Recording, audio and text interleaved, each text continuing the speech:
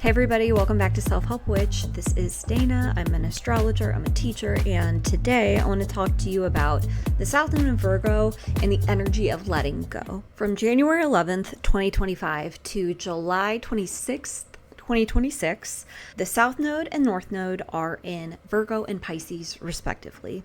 So I've been thinking a lot about the South Node in Virgo, about how the energy of the South Node, which is about decrease and release, really aligns in an interesting way with the energy of Virgo.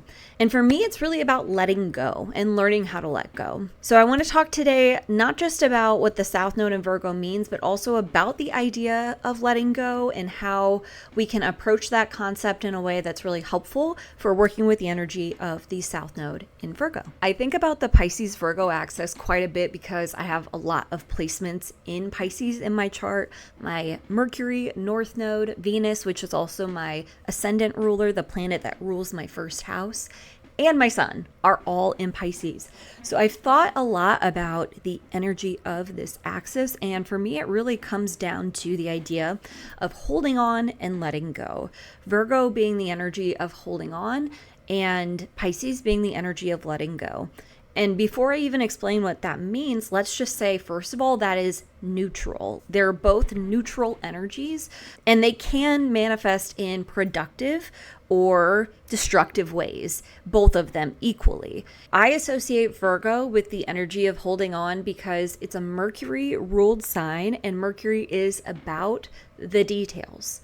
It wants specificity, it wants accuracy, it revels in a perfectly placed plan. And in order to do that, you have to hold on. You have to have a certain level of focus. And that takes energy. It takes skill. It takes time. It takes attention to detail. And there's something really beautiful about that. Of course, we know Virgo gets pigeonholed as the perfectionists of the zodiac. And yes, they are, but that doesn't have to be a negative thing. The attention to detail that someone, for instance, like Martha Stewart, who has Venus in Virgo, can put into their craft is very admirable. And we need people like that in the world. And we know too that you can hold on too tightly. That energy can become toxic and create a situation where you feel like nothing is ever good enough. But there's so much more to Virgo than that kind of perfectionism. It's about the craftsmanship. Now, in contrast, if we think about Pisces, that is the energy of surrender, of letting go, of trust falling into the universe. And that's because Pisces is ruled by Jupiter, the planet of optimism, the planet of spirituality, of trust and faith. So Pisces wants to do that by letting go and releasing the need for a plan, because there's just this trust, this sense of it's all going to work out. Now, if we think about the nodes of the moon, these are mathematical points that tell us where eclipses are happening. The North Node is a point of increase, and the South Node is a point of decrease and release. When I think about decrease and release in the energy of Virgo, which again is about the specifics, the details, the plan, it says to me that we're releasing a need for that. And I think an important caveat with this is that the nodes are often not comfortable. They initiate beginnings and endings. And I think it's important to say that beginnings and endings happen simultaneously. When you think of the death card in tarot, you see the Reaper on the horse with the scythe, but there's a sunrise happening in the background. Anytime we're ending something, there's a beginning on the other side of that. And anytime we're beginning something, something else is coming to a close. The nodes really highlight that. So when we're talking about the South Node in Virgo, we're talking about a release and a decrease in that attention to detail that Virgo is so known for. In a best case scenario, I think the South Node in Virgo can help us release and let go where we are holding on too tightly. Knowing Virgo is about holding on, and that in itself can be a really good and positive thing. But knowing also that all of us hold on too tightly in places where we don't need to, and it becomes counterproductive. The South Node can help us pinpoint those places. And I think especially when we're experiencing the eclipses, these are lightning flashpoints where things come to light.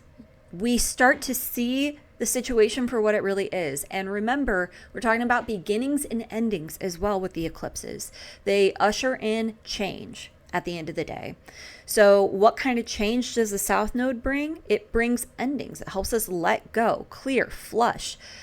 And again, in a best case, I think what this can do is help us flush out places where we are just gripping and we don't need to be. The most recent eclipse, which was a full moon Virgo eclipse, the first eclipse in this Pisces Virgo eclipse series that we're in for the next year and a half, happened just hours after my birthday, after my solar return. For me, Virgo's in my 12th house, and that eclipse was very powerful. And I want to talk about what happened because it really helped me understand the 12th house on a better, deeper level. But for now, I'll just say we want to really be thinking about the house topics that Virgo activates in our charts and asking, where do I grip too tightly? How is that showing up right now? Especially in the house topics that Virgo indicates for me in my chart. Let's talk about the different kinds of letting go that you could be experiencing right now, because they're not all equally good or useful, I think. But if we can recognize them as invitations to reflect, then we can work constructively with it no matter how it's showing up. So the first thing I think of, the first kind of letting go, and this is the kind that I would say is not productive unless you're very intentional with it, is giving up. I'm not talking about recognizing when it's time to walk away from something. That is a different energy to me than giving up. Giving up is rooted in a fear of failure or feeling like a failure, which is usually also rooted in shame. Feeling like you have not lived up to a certain ideal or expectation, and then feeling like you personally are the problem, that there's some defect, there's something wrong with you specifically. So you give up because you start to believe that you aren't good enough, that it's not possible for someone like you to do this thing that you're trying to do or that you want to do. And again, to me, that is totally different than recognizing, oh, I don't actually want to do this anymore, or I did my best, but I'd like to move on now. That's very different than giving up because you have a deep sense of low self-worth and a lack of belief in yourself. And you know when it's one versus the other, because even if you don't want to acknowledge it, you know that feeling of like deep sadness that's there. Sorry to call us out here because I'm talking about myself too, guys. Like, this is real. And I think a lot of people deal with this. It's just like anything else. We name it to tame it. As tacky as that is, I think it's very valuable. And that's really what astrology helps us to do. It gives us language for what we're dealing with. And in this case, the language we're receiving is around where we grip too tightly, specifically with the South Node in Virgo. And if we are giving up on something, we might be feeling like we're not reaching that ideal. And there's where the South Node in Virgo comes into play for me. Virgo representing a striving for the ideal, and the South Node showing like where that's not reachable, that's not tangible.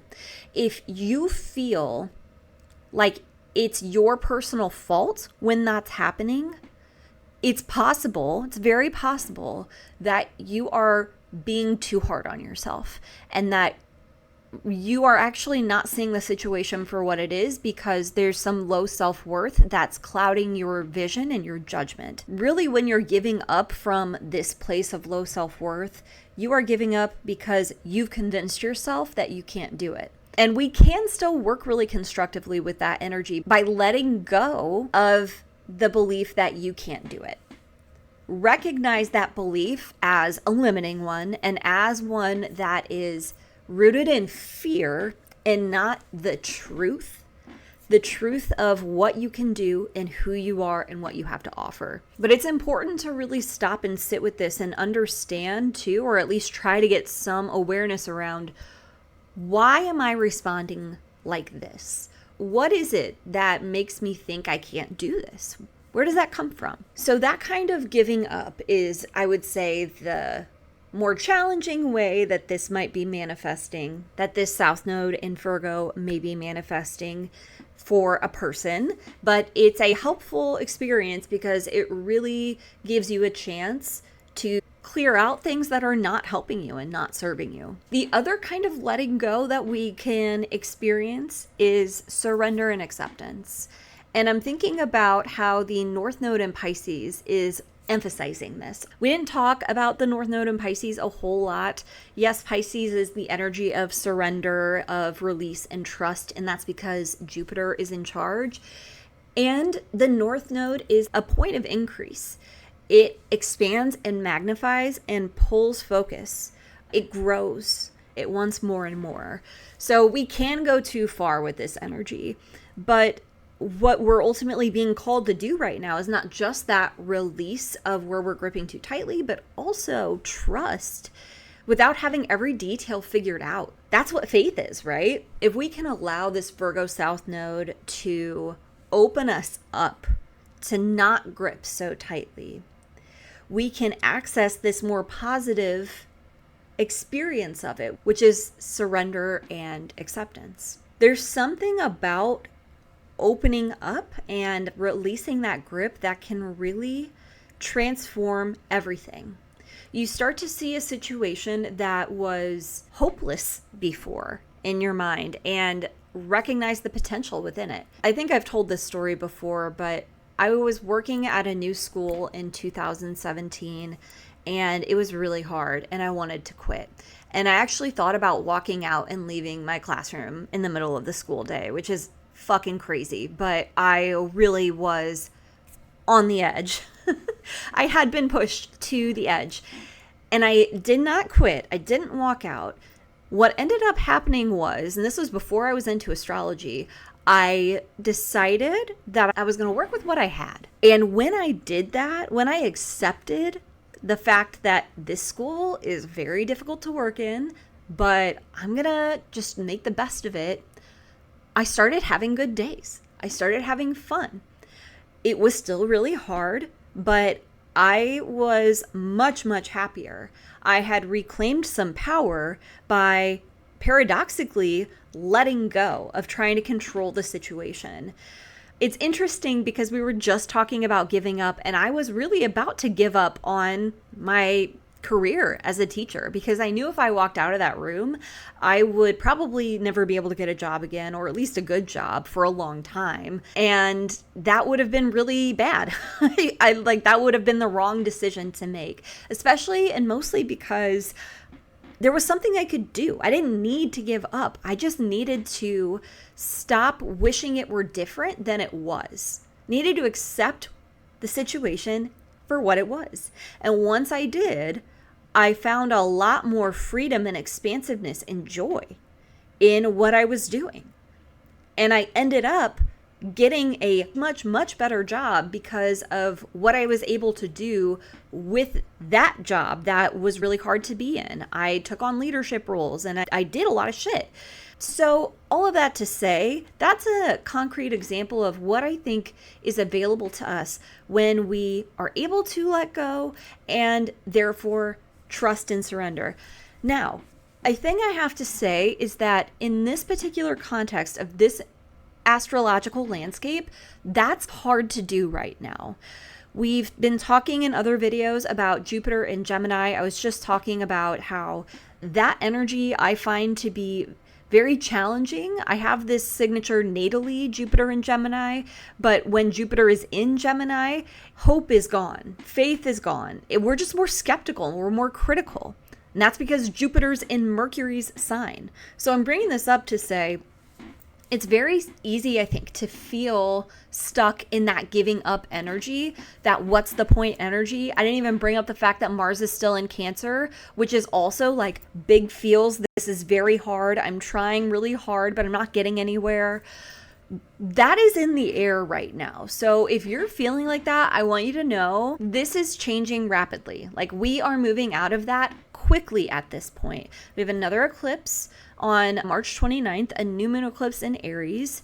We have Neptune moving into Aries. We have just a million ingresses. Mars moving into Leo finally in April. Venus and Mercury direct in April. So within the next month, you're going to see a big shift in this energy.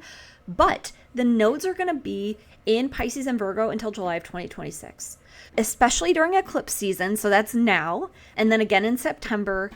We want to be aware of where we're gripping too tightly pertaining house topics related to Virgo in your chart. So wherever Virgo is in your chart, for example, if you're a Virgo rising, Virgo's in your first house.